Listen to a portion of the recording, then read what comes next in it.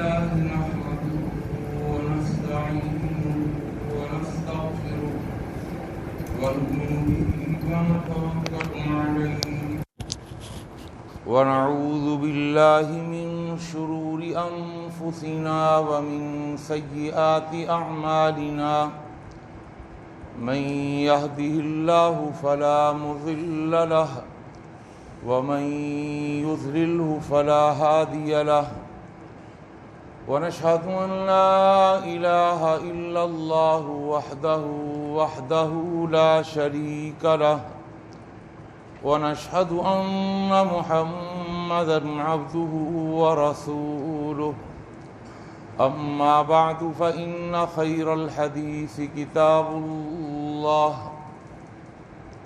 وخير الهدي هدي محمد صلى الله عليه وسلم وشر الأمور محدثاتها وكل محدثة بدعة وكل بدعة ضلالة وكل ضلالة في النار اللهم صل على محمد وعلى آل محمد كما صليت على إبراهيم وعلى آل إبراهيم إنك حميد مجيد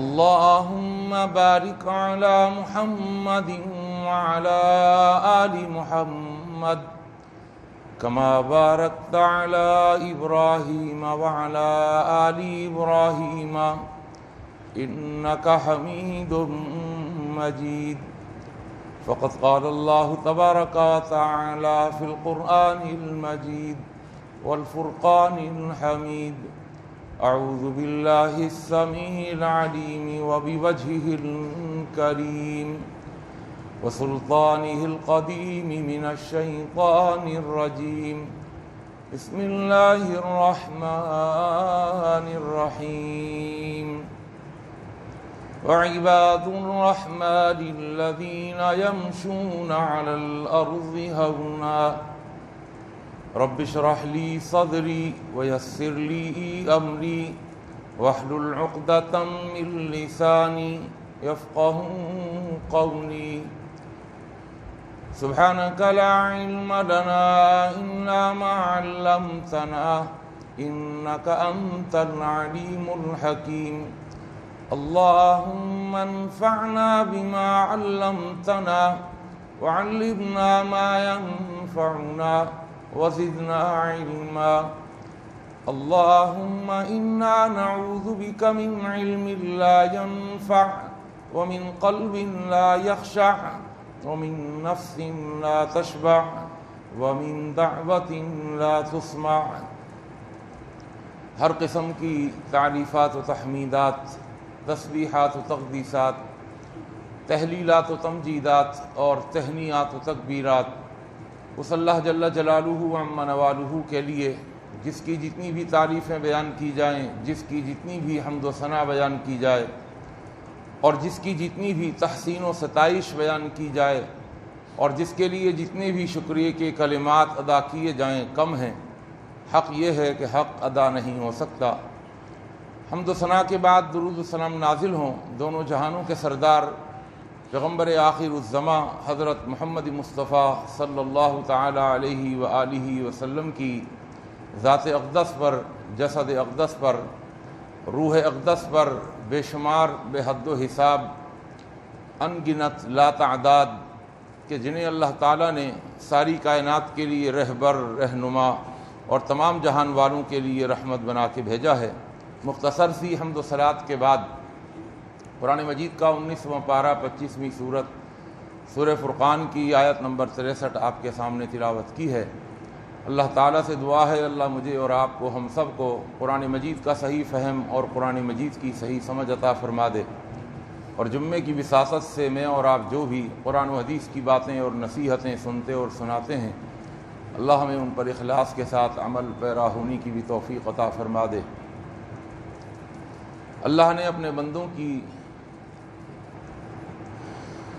خوبیوں کا ذکر کیا ہے اور ان کی خوبیوں کا ذکر کرنے میں سب سے پہلی خوبی اور سب سے پہلی ان کی صفت اللہ نے بیان کی ہے کہ رحمان کے بندے وہ ہوتے ہیں جو زمین پر بڑے نرم ہوتے ہیں، بڑے عاجز ہوتے ہیں، بڑے منکسر المزاج ہوتے ہیں، ان کے مزاج میں انکساری ہوتی ہے، تضرع اور تذلل ہوتا ہے، جھکنا ہوتا ہے، دبنا ہوتا ہے۔ جھکنا دبنا ہمارے معاشرے کے اندر ایک کمزوری کی علامت سمجھی جاتی ہے، لیکن شریعت کے مطالعے سے یہ بات معلوم چلتی ہے کہ یہ کمزوری نہیں ہے، یہ ایک بہت بڑی طاقت ہے، بہت بڑی طاقت۔ جس طرح کہ وہ حدیث آپ بارہا سن چکے ہیں جس میں اللہ کے پیغمبر صلی اللہ علیہ وسلم نے فرمایا لیس الشدید بالسرعہ، پہلوان وہ شخص نہیں ہے بالسرعہ جو اپنی طاقت اور اپنی قوت، اپنے جوش، اپنے ولولے اور اپنے جذبے سے لوگوں کو اٹھا اٹھا کر کے پٹخ دے، یہ پہلوان نہیں ہے۔ پہلوان کون ہے پھر؟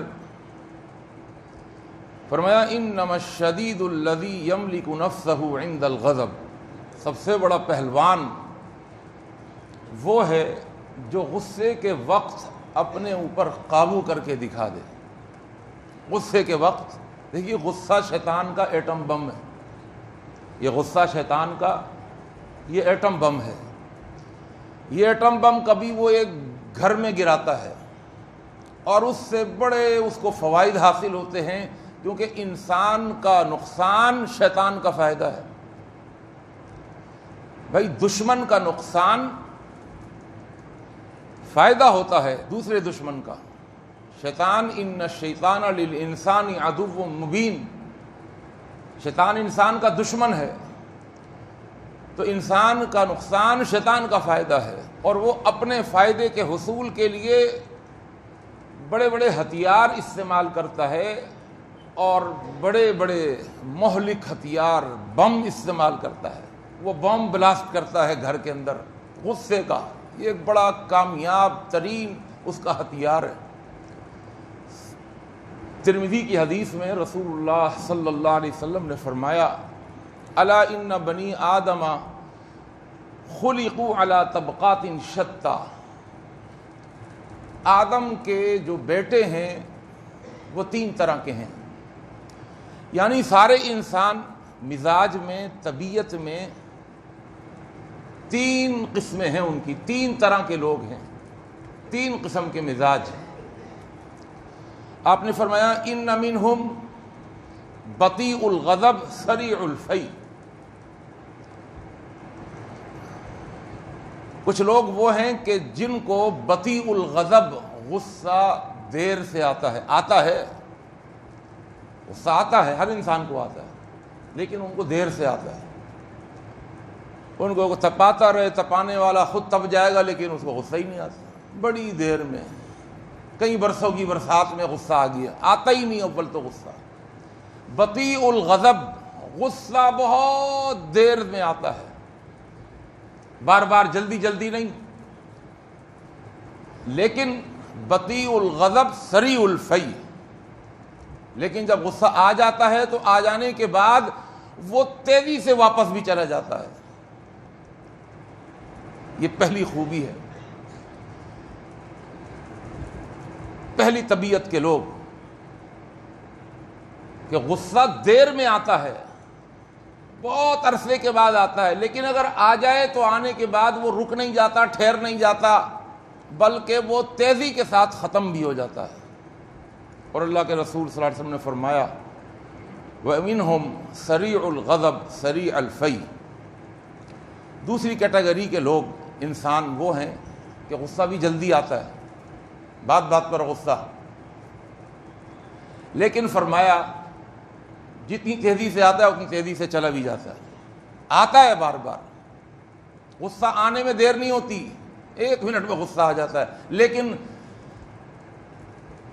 اس کی ایک کوالٹی یہ بھی ہے کہ اگر آ جاتا ہے تو فوراً واپس بھی چلا جاتا ہے، سریع الفی، جلدی آتا ہے جلدی جاتا ہے۔ آپ نے فرمایا فتل کا بتل کا، اس کی ایک برائی ہے اور اس کی ایک اچھائی ہے۔ برائی کیا ہے کہ جلدی جلدی آتا ہے، بات بات پر، چھوٹے چھوٹے ایشوز پر غصہ آ جاتا ہے، لیکن اس کی ایک خوبی بھی ہے کہ آنے کے بعد چلا بھی جاتا ہے۔ تو فرمایا اس برائی کا مقابلہ دوسری اچھائی سے ہو جاتا ہے کہ چلو چلا تو جاتا ہے۔ پھر آپ نے فرمایا ایک تیسری کیٹیگری کے لوگ بھی ہیں آدم کی اولاد میں، الا وان منہم سریع الغضب بطیء الفی، غصہ جلدی آتا ہے اور پھر آ جائے تو جانے کا نام نہیں لیتا۔ بس اب آدمی مسلسل غصے میں، صبح ہو گئی، دوپہر ہو گئی، شام ہو گئی، ارے بھائی رات گئی بات گئی، ختم نہیں، دوسرے دن وہی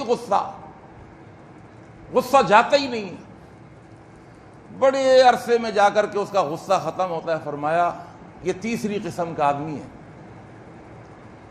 آج میں اور آپ اس حدیث کو سن کر اور سنا کر ہم اپنا محاسبہ کر لیں اور اپنے آپ کو دیکھ لیں کہ ہم کون سی کیٹیگری کے انسان ہیں۔ اب اللہ کے رسول صلی اللہ علیہ وسلم نے فرمایا وَخَيْرُهُمْ بَطِيءُ الْغَضَبِ سَرِيعُ الْفَيْ، ان تینوں کے اندر بہترین لوگ وہ ہیں کہ غصہ دیر سے آتا ہے اور جلدی چلا جاتا ہے۔ اللہم اجعلنا منہم، اللہ ہمیں ان لوگوں سے فرما دے، ان لوگوں میں سے کہ جن کو غصہ بڑی عرصے کے بعد، بڑی دیر کے بعد آتا ہے، لیکن اگر آ جائے تو فوراً نکل کے چلا بھی جاتا ہے۔ اور فرمایا وَشَرُّهُمْ، اور ان تینوں کیٹیگریز کے اندر جو بدترین لوگ ہیں سریع الغضب بطیء الفی، جن کا غصہ جلدی آتا ہے لیکن بہت دیر میں جاتا ہے۔ اللہم لا تجعلنا منہم، اللہ ہمیں ان لوگوں میں سے نہ فرمائے۔ تو فرمایا وَإِنَّ الْغَضَبَ جَمْرَةٌ فِي الْقَلْبِ، فرمایا یہ غصہ جو ہے یہ دل کے اندر ایک انگارہ ہے جو انسان کے دل کے اندر بھڑک رہا ہوتا ہے۔ اما رأیتم، کیا تم دیکھتے نہیں، الی حمرۃ عینیہ، اس کی آنکھیں سرخ ہو جاتی ہیں، اس کی آنکھیں سرخ ہو جاتی ہیں، وانتفاخ اوداجہ، اور اس کی رگیں پھول جاتی ہیں۔ یعنی غصے سے انسان کی بلڈ کی سرکولیشن بہت بڑھ جاتی ہے، اس کا بی پی ہائی ہونے لگتا ہے، اس کا خون بہت گرم ہونے لگتا ہے، اور یہ بلند فشار خون کا سبب بنتا ہے۔ یہ ایک بیماری ہے اور سب سے زیادہ اس کے دل کو متاثر کرتی ہے، اس کے اعصاب کو متاثر کرتی ہے۔ اور غصے کی کسی نے بڑی پیاری تعریف کی کہ دوسرے کی غلطی پر اپنے آپ کو سزا دینا۔ آپ تپ رہے ہیں، بھائی تب تو آپ رہے نا، غصہ آپ کر رہے ہیں، آپ کا بلڈ پریشر ہائی ہو رہا ہے، آپ چیخ رہے ہیں، آپ دھاڑ رہے ہیں، آپ اپنے سر میں درد کر رہے ہیں، آپ کا حلق چھل گیا چیخ چیخ کر، آپ کے حلق میں کانٹے پڑ گئے، آپ کا منہ سوکھنے لگا، آپ کے جسم پر ایک لرزہ طاری ہو گیا، اس لیے کہ بلند فشار خون، ہائی بلڈ پریشر کا وقت ہے اس وقت، رگیں پھول گئیں، آنکھیں سرخ ہو گئیں، دماغ کی رگ پھٹ سکتی ہے، خدا نہ خواستہ نقصان ہو سکتا ہے، اور ہوتا ہے نقصان۔ تو کسی نے بڑی پیاری تعریف کی کہ دوسرے نے غلطی کی، سزا اپنے آپ کو دینے بیٹھ گیا انسان۔ ایک اور لکھنے والے نے بڑا پیارا جملہ لکھا کہ غصے کی ڈیفینیشن یہ ہے کہ حماقت سے شروع ہو کر ندامت پہ ختم ہوتا ہے۔ حماقت سے شروع ہوتا ہے، غصہ کرنے کے بعد جب عقل ٹھکانے آتی نا، جب جوش کے بعد ہوش کی باری آتی تو پھر کہتے ہیں یار میں نے کیا کر دیا، کیا کہہ دیا، یار میں نے بیگم کو طلاق ہی دے دی، انا للہ۔ اب جو مسئلہ پوچھ رہا ہے وہ مسئلہ طلاق کا پوچھنے کے بعد یہ ضرور جملہ بار بار سناتا ہے، مولوی صاحب غصے میں دیے۔ بھائی غصے میں ہی تو دے گا آدمی، پیار میں تھوڑی دے گا، کیا کیوں تم نے غصہ؟ بھائی غصے میں تو یا پیار میں تو طلاق ہے، وہ واقع ہو جاتی ہے. تو لہذا کوشش یہ کریں کہ غصے سے بچیں. اللہ کے رسول حضرت محمد مصطفیٰ صلی اللہ علیہ وسلم نے فرمایا جس کو بھی غصہ آئے گا انسان کی فطرت ہے، کتنا ہی شریف النفس ہو، کتنا ہی ٹھنڈا مزاج ہو. آپ نے فرمایا کہ 3 کیٹیگری میں سے ایک کیٹیگری کا تو بندہ ہوگا، آئے گا ضرور، بہت دیر سے آئے گا لیکن آ جائے گا. اگر آ جائے تو کرنا کیا ہے؟ کوشش یہ کرنی ہے کہ جلدی جائے، جان چھوٹے اس سے. ہم منتظر ہوتے ہیں نہیں سامنے والا معافی مانگے گا تو پھر میں اس کے بعد غصہ ختم کروں. اور سامنے والے کو آپ اپنے مزاج سے، اپنے رویے سے موقع ہی نہیں دے رہے کہ وہ اپنی غلطی کی معافی مانگ لے. آپ تھوڑے نرم تو ہوں، آپ اپنی سختی کو تھوڑا کم تو کریں. اللہ کے رسول حضرت محمد مصطفیٰ صلی اللہ علیہ وسلم نے اس کے 3 علاج بتائے ہیں. غصے کے 3 علاج. اگر غصہ آ جائے فرمایا فمن احس بشیء من ذلک فلیلصق بالارض. اس میں کیا حکمت ہے اللہ کو پتہ ہے، اللہ کے رسول صلی اللہ علیہ وسلم کا حکم یہ ہے. فرمایا جب غصہ آ جائے تو کوشش کرے کہ وہ زمین سے چمٹ جائے، زمین کے ساتھ چمٹ جائے. اب زمین کے ساتھ چمٹنے کا مطلب تو یہ ہرگز نہیں ہے کہ آپ جا کر زمین کو پکڑ لیں زور سے، ایسا نہیں ہے. محدثین اس کی تشریح لکھتے ہیں کہ اگر آپ کھڑے ہوئے ہیں تو بیٹھ جائیں، بیٹھے ہوئے ہیں تو اپنا وجود پورا زمین کے اوپر ڈال دیں، صوفے پر ہیں تو صوفے سے نیچے آ جائیں، آپ بیٹھ کے اوپر ہیں تو بیٹھ سے نیچے آ جائیں. اپنا وجود آپ زمین کے اوپر رکھیں، اس لیے کہ اللہ کے رسول صلی اللہ علیہ وسلم کا فرمان ہے اور آپ کا فرمان حکمت سے خالی نہیں ہوتا. اس میں کیا حکمت ہے یہ اللہ کو ہی پتہ ہے. دوسرا آپ نے اس کا علاج یہ بتایا، 2 صحابی تھے اللہ کے رسول صلی اللہ علیہ وسلم کے سامنے، ان میں کچھ تلخ کلامی ہو گئی. ان میں سے ایک کو بڑا غصہ آ گیا اور جب غصہ آیا تو آنکھیں سرخ ہو گئیں اور رگیں پھول گئیں. تو اللہ کے رسول صلی اللہ علیہ وسلم نے نگاہ اٹھا کر کے دیکھا اور آپ نے فرمایا میرے صحابہ مجھے ایک ایسا کلمہ معلوم ہے، اگر اس نے یہ کہہ دیا تو اس کا غصہ ختم ہو جائے گا. صحابہ نے کہا اللہ کے رسول وہ کون سا کلمہ ہے؟ آپ نے فرمایا اگر یہ یوں کہہ دے اعوذ باللہ من الشیطان الرجیم، تو جب غصہ آئے تو آپ اعوذ باللہ من الشیطان الرجیم کا ورد شروع کر دیا کریں. دیکھیں یہ میں نہیں کہہ رہا، یہ اللہ کے رسول صلی اللہ علیہ وسلم بتا رہے ہیں، اور اس میں آپ کے لیے راحت ہے، آپ کا فائدہ ہے. کیا کوئی لمبا چوڑا وظیفہ بتایا اس موقع پر؟ فرمایا نہیں، شیطان جو ہے وہ آگ سے بنا ہے اور شیطان اپنی آگ کا کچھ حصہ انسان کے دل کے اندر دے مارتا ہے، وہاں ایک انگارہ اور ایک شعلہ بھڑکا دیتا ہے. اس آگ کو ختم کرنے کے لیے تمہیں اللہ کی پناہ چاہیے، کہو اعوذ باللہ من الشیطان الرجیم. اور تیسرا نسخہ اللہ کے رسول صلی اللہ علیہ وسلم نے فرمایا کہ اسے چاہیے فلیتوضأ، وہ وضو کر لے. فرمایا تطفأ النار بالماء، اس لیے کہ آگ کو پانی سے بجھایا جاتا ہے، وہ پانی کے ایک گلاس پی لے اور وہ جا کر کے وضو کر لے. وضو کر لینے کی برکت سے بھی اس کا غصہ چلا جائے گا. کوشش کریں کہ اس کی نحوست سے بچنے کی، اس کے نقصانات سے بچنے کی، کیونکہ یہ بہت زیادہ نقصان. اچھا جتنا اس کا نقصان ہے اتنا نرمی کا بڑا فائدہ ہے. انسان اگر نرم بن کے رہے، غصہ ہی نہ آنے دیں، ٹھنڈا بن کے رہے. اللہ کے رسول حضرت محمد مصطفیٰ صلی اللہ علیہ وسلم کی حدیث ہے، آپ نے فرمایا جو شخص، اور یہ حدیث بڑی اہم ہے، سننے والی ہے. آج ہمارے گھروں میں بڑے جھگڑے اور لڑائی چل رہے ہوتے، میاں بیوی کے درمیان، بھائیوں میں لڑائی جھگڑے، چھوٹے چھوٹے مسئلوں پر ہم جھگڑ رہے ہوتے ہیں، حالانکہ پڑھے لکھے بالغ، لیکن گھر میں جھگڑ رہے ہوتے ہیں. کسی مسئلے پر تو میں شروع ہو جاتی ہے، لڑائی جھگڑا شروع ہو جاتا ہے، آوازیں بلند ہو جاتی ہیں. اللہ کے رسول صلی اللہ علیہ وسلم کی حدیث، آپ نے فرمایا ما من اہل بیت، جو بھی گھر والے، یحرمون الرفق، جو نرم عادت سے محروم رہیں گے، الا حرم الخیر، وہ گھر والے سن لیں کہ وہ ساری بھلائی سے محروم رہیں گے. گھر کے اندر جو بڑا ہوتا ہے اس کی کوشش یہ ہونی چاہیے کہ وہ اپنے اندر نرم مزاج رکھے. اس کو دیکھ کر دوسرے بھی اپنے اندر نرم مزاج پیدا کریں۔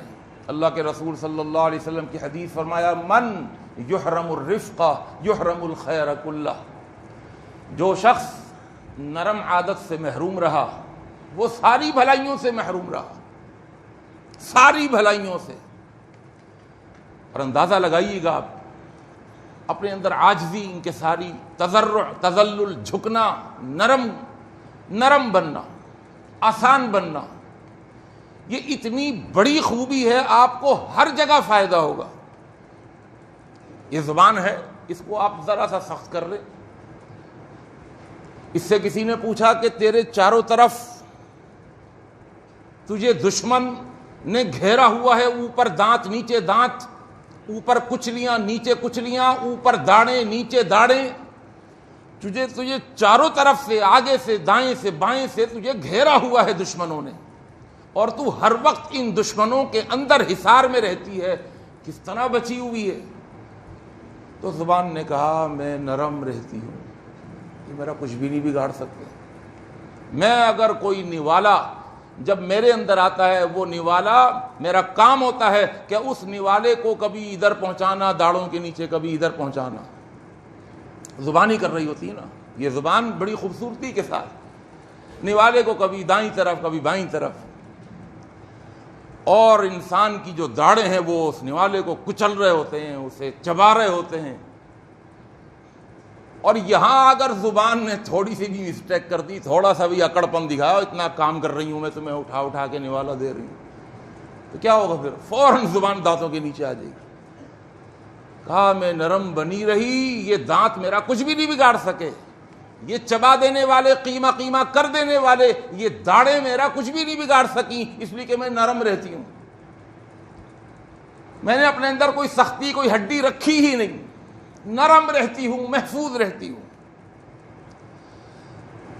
فرمایا من یحرم الرفقہ، جو آدمی اس کوالٹی سے، اس طبیعت سے اور اس مزاج سے اور اس خوبی سے، اس صفت سے اگر محروم ہے کہ نرمائی نہیں ہے اس کے اندر، نرم نہیں ہے، گرم ہے، ہر وقت غصہ، دھاڑنا، گرم ہونا، چیخنا، چلانا، دکان میں بیٹھا ہوا ہے، کاروبار کر رہا ہے، آفس میں بیٹھا ہوا ہے، گھر میں ہے، ہر وقت چیخنا، دھاڑنا۔ اور یاد رکھیے صرف مرد کی بات نہیں ہو رہی، چاہے کوئی عورت ہو، چاہے کوئی مرد ہو، کوئی پڑھا لکھا ہو، کوئی ان پڑھ ہو، کوئی عالم ہو، کوئی طالب علم ہو، وہ غریب ہو یا امیر ہو، کوئی بھی شخص اگر نرم عادت سے محروم رہے گا تو میں نہیں کہہ رہا، اللہ کے رسول نے فرمایا یحرم الرفقہ یحرم الرفقہ یحرم الخیر کلہ، وہ ساری بھلائیوں سے محروم رہے گا۔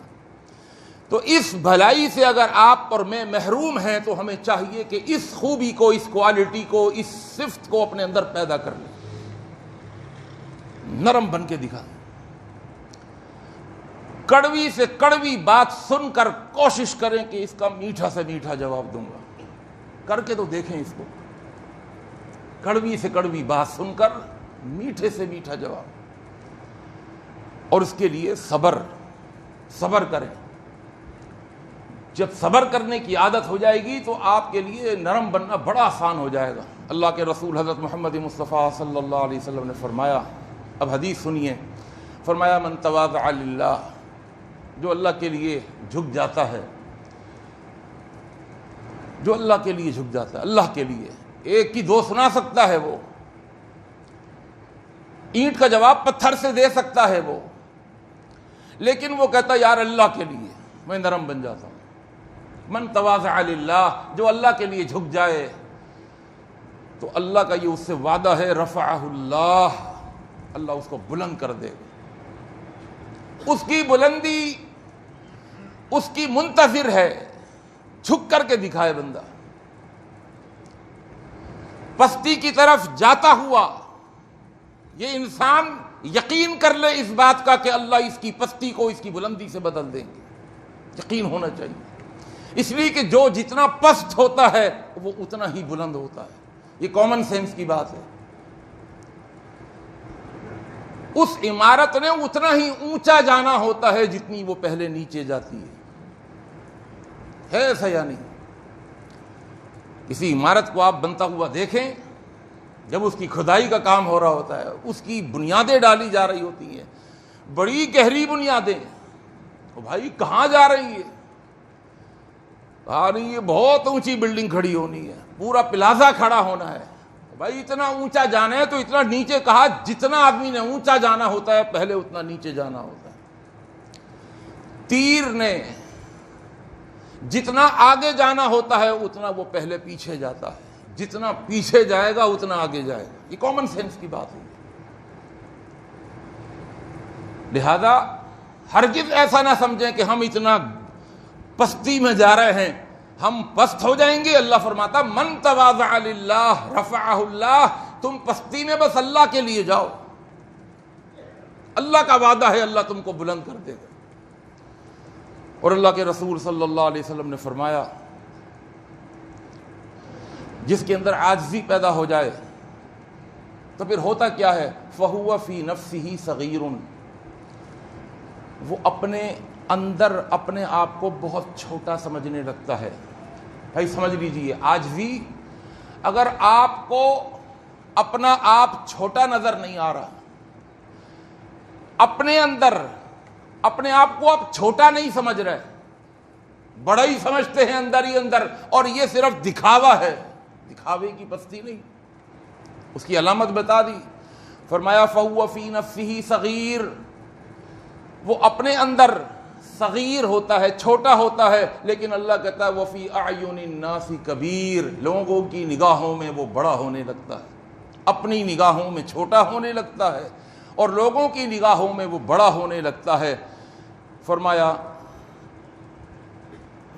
وَمَن تَكَبَّرَ وَضَعَهُ اللَّهُ، اور جو عاجزی چھوڑ دیتا ہے، اکڑ کے چلتا ہے، تکبر کے ساتھ چلتا ہے، غرور کے ساتھ چلتا ہے، ہٹ دھرمی کے ساتھ چلتا ہے، نخوت کے ساتھ چلتا ہے، اپنے خیال میں بہت زیادہ بلند ہوتا ہے، اپنے خیال میں، فرمایا فَهُوَ فِي أَعْيُنِ النَّاسِ صَغِيرٌ، وہ لوگوں کی نگاہوں میں بہت چھوٹا ہوتا ہے، وَفِي نَفْسِهِ كَبِيرٌ، اور اپنی نگاہوں میں بہت بڑا ہوتا ہے۔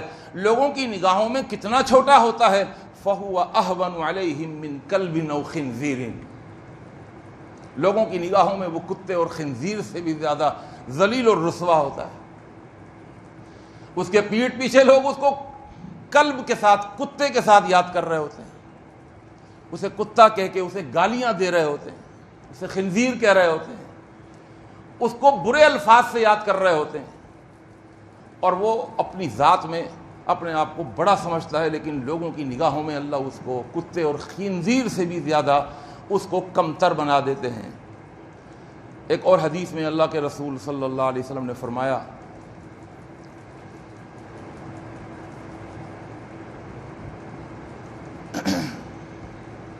بڑی اہم حدیث ہے صحیح مسلم کی، فرمایا اللہ رفق یحب الرفق، اللہ بھی نرم ہے، اللہ بھی نرم ہے۔ حالانکہ تکبر اللہ کو زیب دیتا ہے، اللہ کی ایک صفت ہے المتکبر، المتکبر تکبر کرنے والا،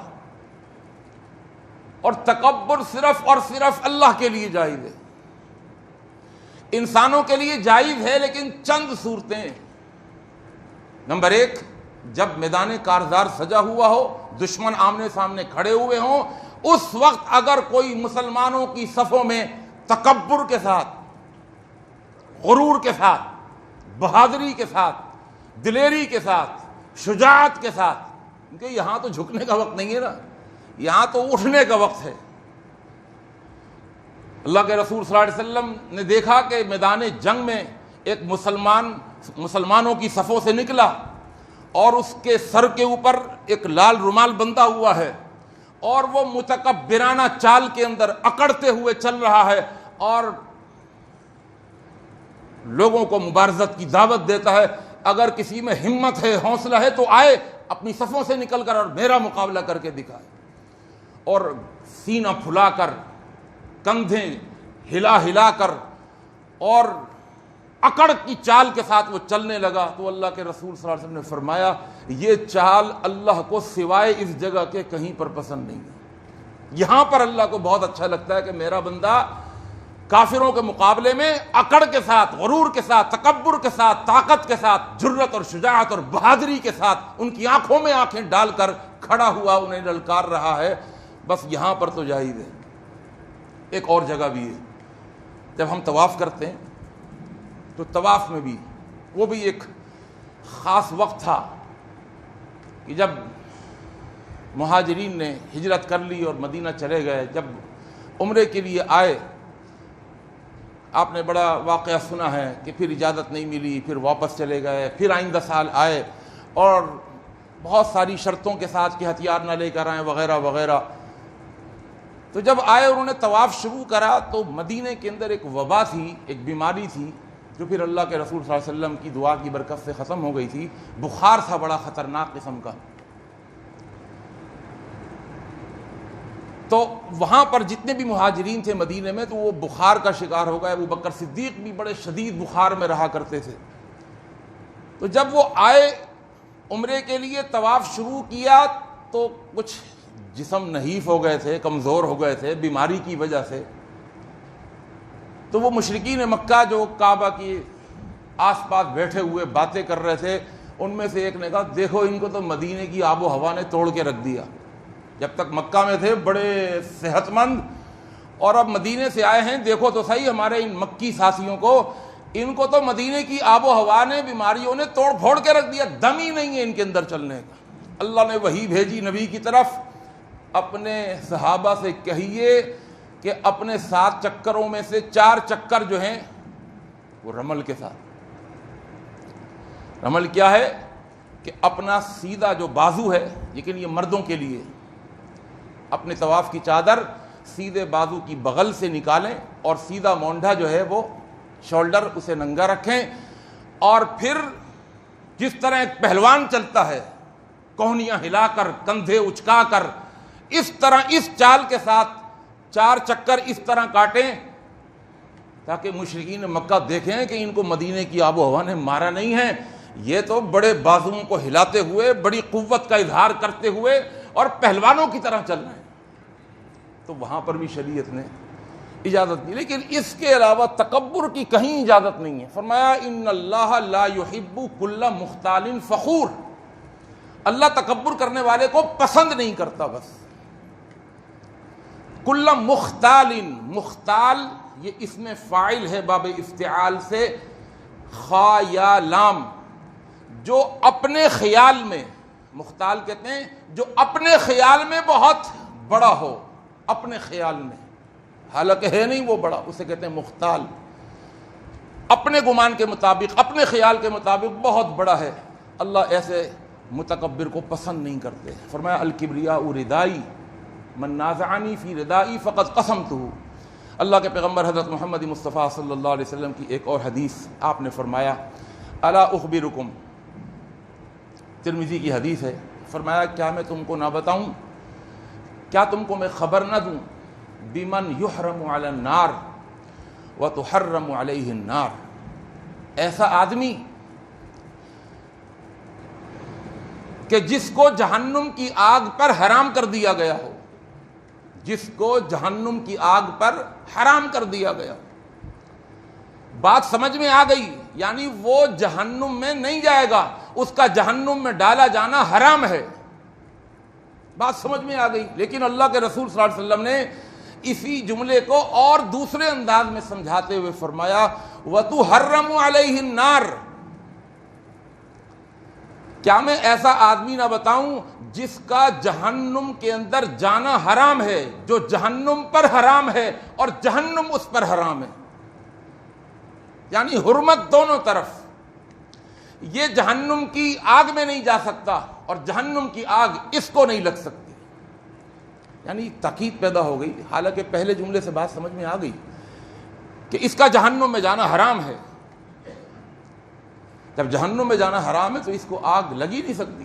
لیکن اللہ کے پیغمبر نے فرمایا اس کا جہنم میں جانا کتنا حرام ہے، یہ جہنم کے اندر جا ہی نہیں سکتا، اس لیے کہ اللہ نے اس کو جہنم پر حرام کر دیا اور جہنم کی آگ کو اس پر حرام کر دیا. کتنا تاکیدی انداز ہے. صحابہ نے کہا اللہ کے پیغمبر وہ کون خوش نصیب ہے کہ جس کا جہنم سے اس طرح کا تعلق، کسی بھی طرح کا تعلق باقی نہ رہا۔ آپ نے فرمایا علی کل قریب ہین سہل، ہر وہ آدمی قریب جو لوگوں کے قریب ہے، لوگ اس کے قریب ہیں۔ اور یاد رکھیے سخت مزاج کے لوگ قریب نہیں ہوتے، نرم آپ بنے ہر کوئی آپ کے ساتھ چپکے گا، میٹھے بنے ہر کوئی آپ کے ساتھ چپکے گا، آپ کی زبان سے پھول نکلیں، زبان میں مٹھاس ہو، زبان شیری ملک گیری، بڑا مشہور مقولہ ہے، A sweet tongue is a good weapon۔ آپ اپنی زبان کے اندر مٹھاس لائیے تو صحیح۔ میں ابھی خانپور گیا ہوا تھا، آپ یقین جانیے وہاں پر عشاء کے بعد میری تقریر تھی، تو انہوں نے کہا کہ جی 11 بجے آپ کی ٹرین ہے واپسی کی، تو عشاء کے بعد آپ کی تقریر رکھیے، تو آپ تقریر کرتے ہی نہیں فارغ ہو جائیں گے۔ میں نے کہا ٹھیک ہے۔ میں اوپر بیٹھا ہوا، کیونکہ یہاں سے صبح 5 بجے نکلا بھائی، اتوار کی صبح شالیمار سے وہاں میں پہنچا 5 بجے۔ میں سفر میں کچھ نہیں کھاتا، وہاں پہنچ کر حالت خراب، بھوک اور پیاس لگی ہوئی۔ تو مغرب کے بعد کھانا ہوتا ہے، تو مغرب کے بعد کھانا شروع ہو گیا، ایک لنگر ہوتا ہے، سب آ رہے ہوتے ہیں، کھانا کھا رہے ہوتے ہیں۔ میں نے ان سے کہا کہ بھائی مجھے کھانا یہاں پر دے دیں۔ وہ ساتھی بیچارے کہنے لگے مولوی صاحب میں ابھی آپ کے لیے نہیں ہے، یہ علماء کے لیے کھانا الگ ہے۔ میں نے کہا نہیں آپ مجھے اس میں سے دے دیں۔ کہنے لگے اچھا۔ وہ گئے نیچے آفس میں، جا کر عامر صدیقی صاحب سے پوچھا کہ جی وہ حافظ صاحب کہہ رہے ہیں کہ کھانا دے دیں۔ انہوں نے کہا نہیں حافظ صاحب کو منع کر رہے ہیں کہ علماء کا کھانا اسپیشل ہے، وہ عشاء کے بعد آئے گا۔ میں نے سوچا عشاء کے بعد میری تقریر ہے، میں کھانے میں رہوں گا یا تقریر کروں گا؟ پھر ٹرین کی واپسی، ٹرین چھوٹ گئی تو اور مسئلہ۔ وہ آئے میرے پاس، میں نے کہا بھائی آپ جو ہیں وہ مجھے کھانا دے دیں، اسی میں سے تھوڑا سا بڑی بھوک لگی ہوئی ہے۔ وہ کہنے لگے دیکھیں وہ صدیقی صاحب ناراض ہوں گے۔ میں نے کہا ان کو پتہ ہی نہیں چلے گا، تو مجھے کھانا دے دیں۔ بیچارہ کھانا لے کر کے آ گیا۔ آپ یقین جانیے گا میں نے اس سے پوچھا کہ آپ نے کھانا کھایا؟ کہنے لگے نہیں جی آپ لوگ پہلے کھائیے، ہم لوگ کھا لیں گے۔ میں نے ایک نوالا توڑا، اور نوالا توڑ کر میں نے کہا یار ایک نوالا مجھ سے نہیں آپ کھائیے، آپ کھائیے نہیں۔ اب وہ بیچارہ ایک عام آدمی، کارندہ، کام کرنے والا، لیکن میں یہ نہیں کہہ رہا میں بڑا بااخلاق آدمی ہوں، لیکن میں یہ بتا رہا ہوں کہ وہ اتنا متاثر ہوا۔ میں نے اچھا گیا کیا، نہ ہلدی نہ پھٹ کری، کھانا بھی ان کا، نوالا بھی ان کا، کھانا بھی انہوں نے۔ میں نے صرف ایک نوالا لیا اور لے کر اس کے منہ میں دے دیا اپنے ہاتھ سے۔ وہ اتنا متاثر ہوا، وہ وہیں کھڑا رہا۔ مولوی صاحب کچھ اور لاؤں آپ کے لیے؟ میں نے کہا جزاک اللہ۔ کولڈ ڈرنک لیا ہوں؟ میں نے کہا نہیں بھائی جزاک اللہ۔ چائے پیئیں گے اس کے؟ اور میں نے کہا نہیں بھائی جزاک۔ یعنی آپ دیکھیے اس نرمی کے، اس ہمدردی کے، ایک چھوٹا سا عمل ہے، اس کے فائدے تو دیکھیے آپ ذرا، اللہ اکبر۔ پھر میں نے کہا یہ تو بڑا گرویدہ ہو گیا۔ پھر میں نے کہا اور زیادہ، میں نے چاولوں کا بھی ایک چمچہ بھرا اس کے منہ میں دے دیا۔ پھر میں نے زردہ لیا، وہ بھی اس کے منہ میں دے دیا۔ وہ بالکل اتنا میرے قریب آ گیا، اللہ اکبر۔ تو انسان کے اچھے عملی رویوں سے آپ لوگوں کے قریب جائیں گے، لوگ آپ کے قریب آئیں گے۔ فرمایا وہ آدمی علی کل قریب، جو لوگوں کو اپنے قریب کر لے اور لوگوں کے قریب رہے۔ دوسرا ہین، نرم ہو، ہین نرم ہو، طبیعت میں نرمی ہو، جھکاؤ ہو۔ اور تیسری فرمایا سہل، آسان ہو، یعنی کہ پوری ذات پہلی بری ہوئی ہے، بڑے مشکل ہیں بھائی، سمجھنا ہی بڑا مشکل ہے ان کو، نہیں، سہل، لوگوں کے لیے بڑے آسان اور سہل اور آسانی کے ساتھ لوگوں کے ساتھ ملیں، اپنے آپ کو مشکل بنا کر کے لوگوں کے سامنے پیش نہ کریں۔ اللہ کے رسول صلی اللہ علیہ وسلم کی بس آخری حدیث، بات وقت مکمل ہو گیا، بخاری اور مسلم کی حدیث ہے، دخل رہط من الیہود علی رسول اللہ صلی اللہ علیہ وسلم، رسول اللہ صلی اللہ علیہ وسلم کے پاس یہودی آتے تھے، فقالو، اور کہا کرتے تھے السلام علیکم۔ دیکھیے عربی زبان بڑی حساس زبان ہے۔ السلام، آج ہم لوگ بھی غلطی کرتے ہیں، یاد رکھیے ہماری بھی بہت بڑی غلطی ہے یہ۔ سلام علیکم غلط لفظ ہے، سلام علیکم غلط لفظ ہے، سلام علیکم، ہم عموماً سلام علیکم، سلام علیکم لکھنا بھی صحیح نہیں ہے اور سلام علیکم کہنا بھی صحیح نہیں ہے۔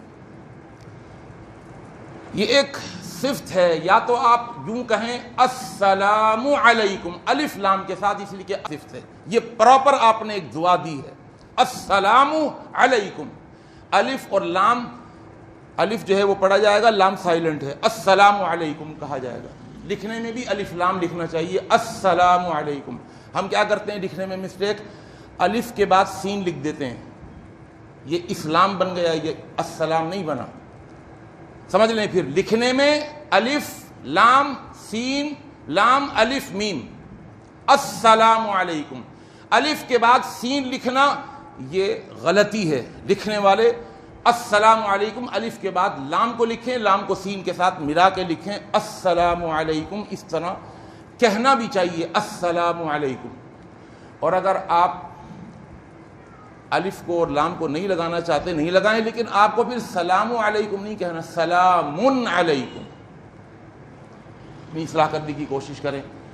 یہودی جو آتے تھے ان کو عربی سے بڑی واقفیت تھی، وہ آ کر کے اللہ کے رسول صلی اللہ علیہ وسلم کو ظاہری طور پر تو سلام کرتے تھے، سلامتی کی دعا دیتے تھے، لیکن حقیقت میں بد دعا دیتے تھے۔ بد دعا کیا تھی کہ السلام کے اندر سے لام کو حذف کر لیا کرتے تھے، تو اب بن جاتا تھا السلام علیکم، السلام، لام کو گرا دیا کرتے تھے، جو سین کے بعد لام آتا ہے۔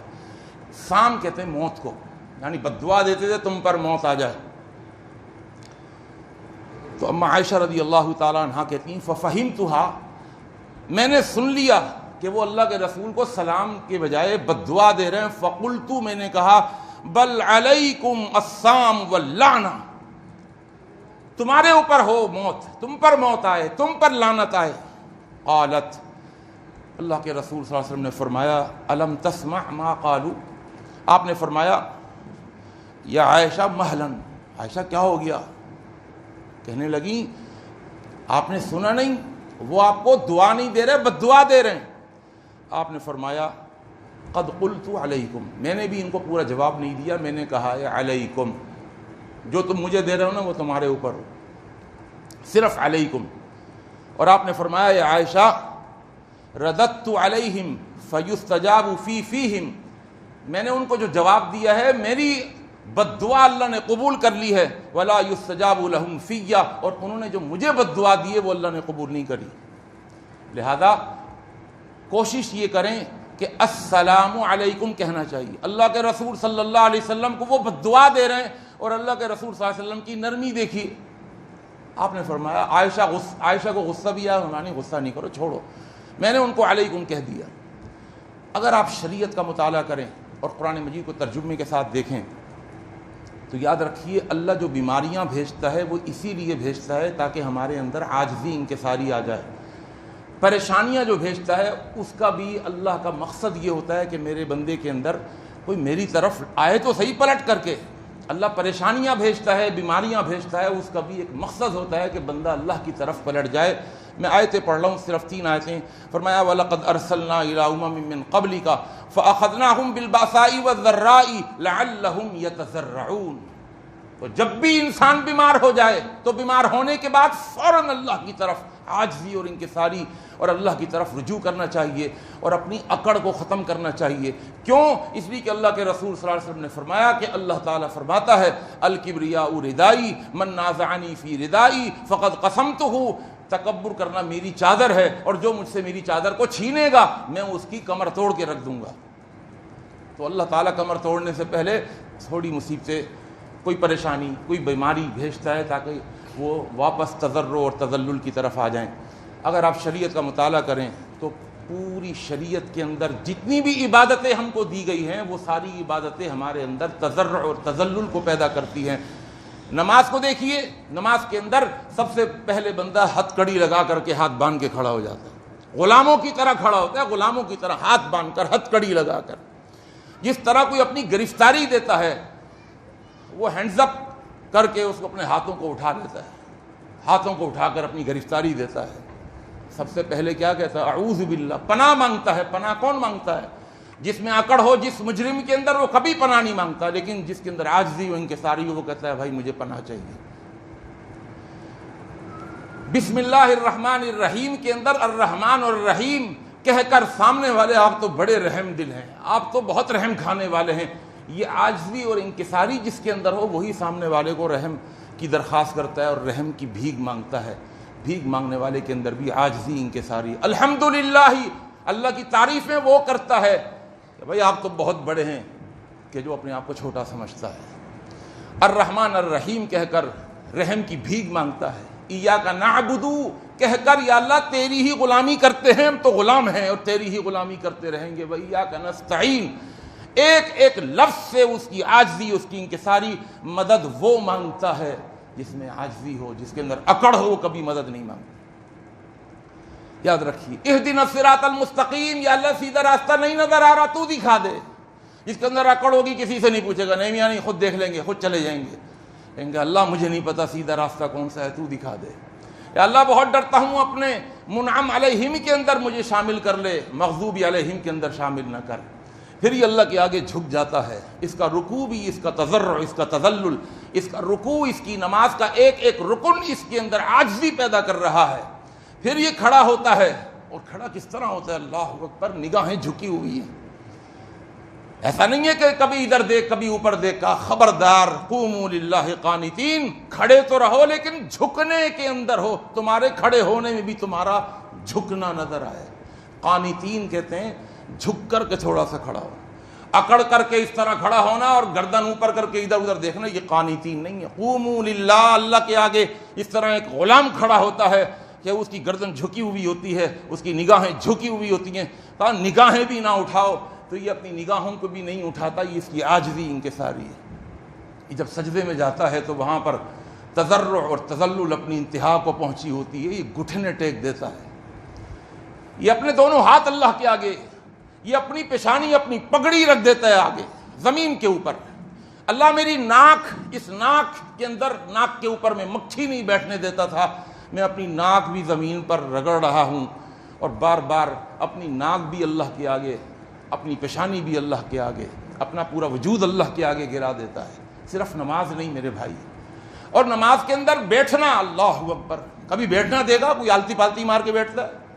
بیماری میں تو جائز ضرورت ہے، آپ کرسی پہ بیٹھیں، صوفے پہ بیٹھیں، نماز پڑھیں، آپ کو اگر دو زانو ہو کر نہیں بیٹھا جاتا ہے، گھٹنے میں تکلیف ہے، آپ آلتی پالتی مار کے بیٹھیں، لیکن عام حالات کے اندر جب ہم بیٹھتے ہیں تو ہماری بیٹھک ہماری عاجزی کا مظہر ہوتی ہے۔ دو گھٹنے، دونوں گھٹنے نکال کر، دو زانو ہو کر ہم اللہ کے آگے بیٹھتے ہیں۔ اور پھر میرے دوستوں، میرے بزرگوں، صرف نماز نہیں، آپ حج کو لے لیجئے، اپنے اکڑے ہوئے لباس اتار کر فقیرانہ لباس، قبر کا لباس پہننا، یہ عاجزی ہے۔ ہر عبادت عاجز بنانے کی، عاجز بنا رہی ہے۔ دو چادریں پہن کر، اور جس طرح ایک فقیر لبیک لبیک کی صدائیں لگاتا ہے، یہ بھی یہ لبیک لبیک کی صدائیں لگاتا ہوا پہنچتا ہے۔ جس طرح ایک فقیر چکر کاٹتا ہے، اس طرح یہ فقیر بھی بن کر چکر کاٹتا ہے۔ جس طرح ایک خانہ بدوش اپنے گھر کو چھوڑ کر، بنگلہ کوٹھی کو چھوڑ کر منا اور عرفات میں، مزدلفہ میں خیمہ زنی اختیار کرتا ہے، یہ بھی اپنے آپ کو خانہ بدوش بنا کر، آپ روزہ آ رہا ہے، روزے کو لے لیجیے۔ روزہ بھی کیا کرتا ہے انسان؟ شام کو تو کمر ٹوٹی جاتی ہے، جھک جاتا ہے، چپ ہو جاتا ہے، بھائی روزہ لگ رہا ہے۔ روزہ بھی اس کو عاجز بنا دیتا ہے، ہر عبادت اس کو عاجز بناتی ہے۔ اللہ سے دعا کریں، اللہ رب العالمین احکم الحاکمین ہمیں اپنا عاجز بندہ بنا لے، ہمارے اندر عاجزی انکساری پیدا فرما دے، ہمارے اندر تضرع اور تذلل پیدا فرما دے، ہماری سختیوں کو اللہ نرمی سے بدل دے۔ اقول قولی ھذا استغفر اللہ لی ولکم اجمعین۔ الحمد للہ نحمدہ ونستعینہ ونستغفرہ